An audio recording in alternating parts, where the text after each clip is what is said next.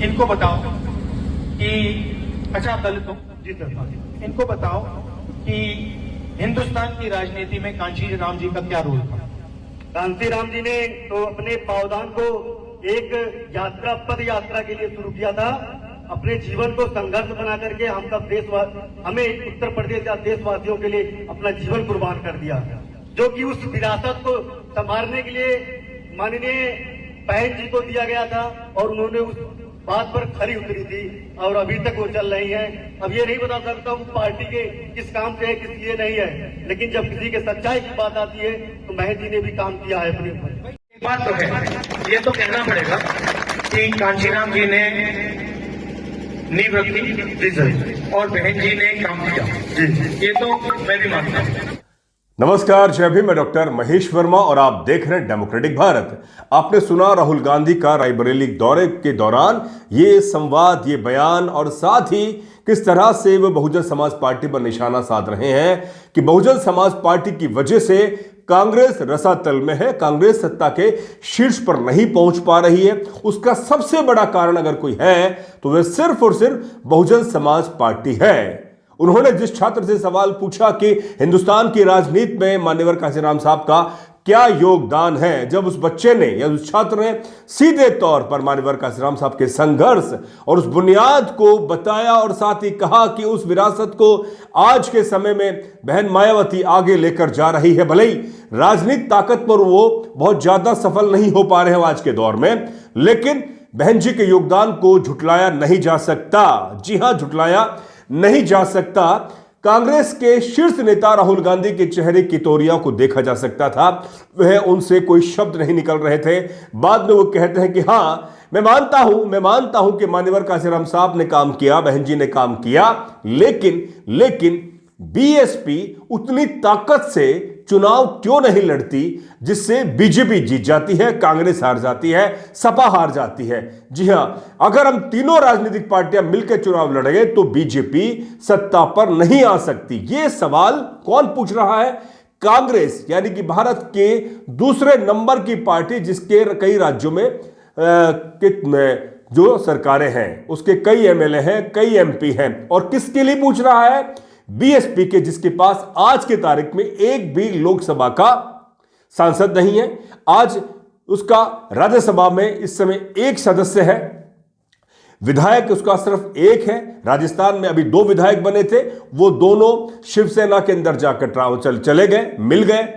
ये भी एक बड़ी राजनीति है। अब आप सोचें कि वो कौन पूछ रहा है, जो कि कई राज्यों में जिनकी सरकारें हैं, कई राज्यों में वो ताकतवर विपक्ष के तौर में काम कर रही है। ये राहुल गांधी पूछ रहे हैं बीएसपी के बारे में। और कहां पूछ रहे हैं? रायबरेली, यानी कि कहां? उत्तर प्रदेश में। उत्तर प्रदेश में कांग्रेस की क्या स्थिति है वो आप सभी जानते हैं। यही राहुल गांधी अगर ये सवाल राजस्थान में, मध्य प्रदेश में, दिल्ली में, हरियाणा में, गुजरात में, पंजाब में पूछते तो शायद जो राजनीति के छात्र हैं और जो राजनीति के साथ साथ बदलती राजनीति में जो बहुजन राजनीति की ताकत है उसके विश्लेषक है, उनके सामने पूछते तो मुझे लगता है कि राहुल गांधी को करारा जवाब भी मिलता, बिल्कुल मिलता, कि आप ये सवाल कहां पूछ रहे हैं?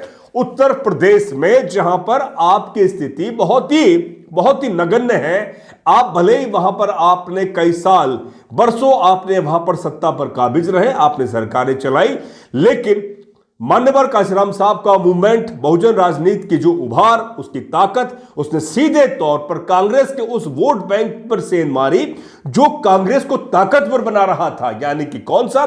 बहुजन वोट बैंक, यानी कि 85% वोट बैंक, उसमें कांग्रेस सत्ता पर थी। और कांग्रेस के शीर्ष नेता कौन थे? आप सभी जानते हैं, दुबे, चौबे, पांडे, तिवारी, सिंह और कई वो बड़े, यानी कि कह सकते हैं कि माइनॉरिटीज, यानी कि मुस्लिम तबके के लोग। और निचला जो वोट कौन दे रहा था? बहुजन समाज के लोग। उन्हें ताकत तो राजनीतिक ताकत तो उस पार्टी को मिल रही थी, लेकिन जिस जमात से वो वोट ले रहे थे उन्हें सही मायने में नुमाइंदगी या ताकत नहीं मिल पा रही थी, या यूं कहें उन्हें रिप्रेजेंटेशन नहीं मिल पा रहा था।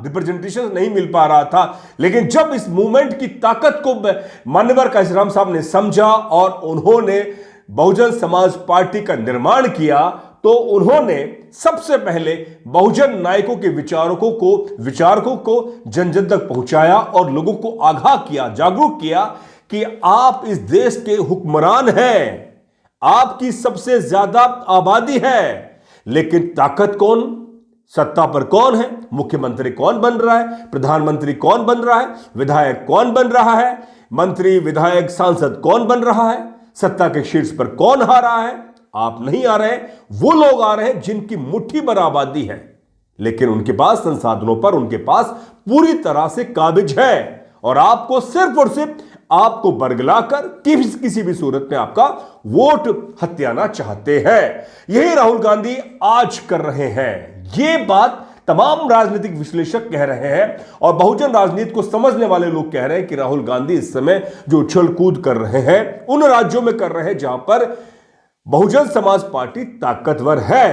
अगर यही सवाल वो राजस्थान में करते जहां पर वे किसी भी सूरत में बहुजन समाज पार्टी से गठबंधन नहीं करना चाहते, जबकि राजस्थान में बहुजन समाज पार्टी कई बार अच्छा परिणाम लेकर आई है, अच्छा वोट बैंक लेकर आई है। पंजाब में बहुजन समाज पार्टी किसी भी सूरत में वो गठबंधन नहीं करना चाहते, जहां पर उसका अच्छा वोट बैंक है, अच्छी राजनीतिक ताकत तो नहीं है लेकिन वोट बैंक है, वहां पर नहीं करेंगे। हरियाणा में नहीं करेंगे जहां पर बहुजन समाज पार्टी ताकतवर के तौर पर उभरने की कोशिश करती है, लेकिन वहां पर टू पार्टी सिस्टम है, जिस तरह पंजाब में है, जिस तरह से राजस्थान में है। ये जो बात है राजनीति के समझने वाले और खासतौर पे बहन जी ने इसी बात को इंगित करते हुए सवाल पूछा है। सवाल के साथ साथ अपने ट्वीट करके कांग्रेस के शीर्ष नेता राहुल गांधी पर हमला किया और करारा जवाब भी मांगा है कि राहुल गांधी इस पर आप अपना जवाब दीजिए। बहन जी ने जो ट्वीट किया है वो सुनने लायक है, सुनिए। कांग्रेस पार्टी जिन राज्यों में मजबूत है या जहां उनकी सरकारें हैं वहां बीएसपी और उनके अनुयायियों के साथ द्वेष और जातिवादी रवैया है, किंतु यूपी जैसे राज्यों में जहां कांग्रेस कमजोर है वहां बीएसपी से गठबंधन की बरगलाने वाली बातें करना यह उस पार्टी का दोहरा चरित्र है, नहीं तो और क्या है।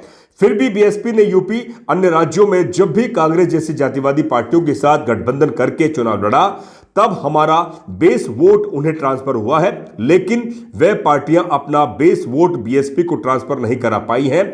ऐसे में बीएसपी को हमेशा घाटा ही सहना पड़ा है। वैसे भी कांग्रेस और भाजपा आदि का चाल चरित्र चेहरा हमेशा बाबा साहब डॉक्टर भीमराव अंबेडकर, उनकी अनुयायी बीएसपी और उनके नेतृत्व, उनके दलित बहुजन अनुयायियों एवं आरक्षण आदि का घोर विरोधी रहा है, जिससे देश संविधान का समतामूलक और कल्याणकारी उद्देश्य पाने में काफी पीछे, जो चिंताजनक है। वही बीएसपी प्रमुख बहन मायावती ने राहुल गांधी के उस सवाल का यानी कि उस हमले का भी जवाब दिया है जिसमें राहुल गांधी कहते हैं कि बीएसपी बीजेपी की बी टीम है। बहन जी ने ट्वीट करके सीधे अर्थों में राहुल गांधी पर हमला किया है, सुनिए जरा। कांग्रेस ने दिल्ली विधानसभा आम चुनाव में इस बार बीजेपी की बी टीम बनकर चुनाव लड़ा। यह आम चर्चा है जिसके कारण यहां बीजेपी सत्ता में आ गई, वरना इसे चुनाव में कांग्रेस का इतना बुरा हाल नहीं होता कि यह पार्टी अपने ज्यादातर उम्मीदवारों की जमानत भी ना बचा पाए।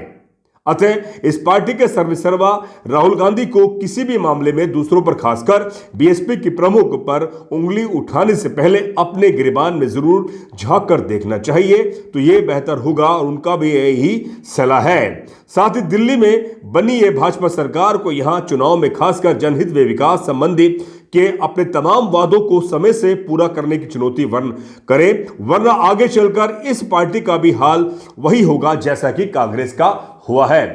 तो ये सवाल सीधे अर्थों में बहन जी ने राहुल गांधी से, कांग्रेस के तमाम लोगों से पूछा है कि वो सिर्फ और सिर्फ सत्ता पाने के लिए भारत के तकरीबन 25% दलित आबादी के उस वोट को पाना चाहते हैं सत्ता के लिए, लेकिन उनके लिए संवैधानिक अधिकार, समतामूलक समाज बनाना, उनके लिए सामाजिक न्याय, तमाम उन बातों के लिए जिसके लिए बाबा साहब ने, मान्यवर काशीराम साहब ने अथक जीवन तक संघर्ष किया। लेकिन आज भी तमाम राजनीतिक पार्टी के शीर्ष नेता किस जाति और किस समाज से हैं वो आप सभी जानते हैं। लेकिन अगर एक किसी विशेष राजनीतिक पार्टी यानी कि भारत की तीसरे नंबर की राष्ट्रीय पार्टी की शीर्ष मुखिया वो दलित समाज से आती है या वे अपनी बात को कहती है पूरे ठसके से और वो नागवार गुजरता है उन तमाम राजनीतिक पार्टियों को जो सिर्फ और सिर्फ दलितों को वोट बैंक तक ही सीमित कर देना चाहती है। दलितों पर लगातार हमले हो रहे हैं, अत्याचार हो रहे हैं, उत्पीड़न हो रहे हैं। उस सूरत में कांग्रेस के तमाम नेताओं की जुबान क्यों बंद हो जाती है, यह सवाल बहन जी और साथ ही बीएसपी के तमाम विचारक भी अब कांग्रेस के शीर्ष नेता से पूछ रहे हैं। साथियों, इस मुद्दे पर आपकी क्या राय है आप लिखकर जरूर भेजें, क्योंकि आपकी राय हमें और ज्यादा सशक्त करेगी बेहतर और बढ़िया पत्रकारिता करने के लिए। दीजिए इजाजत, बहुत बहुत शुक्रिया। जय भीम, जय भारत, जय संविधान।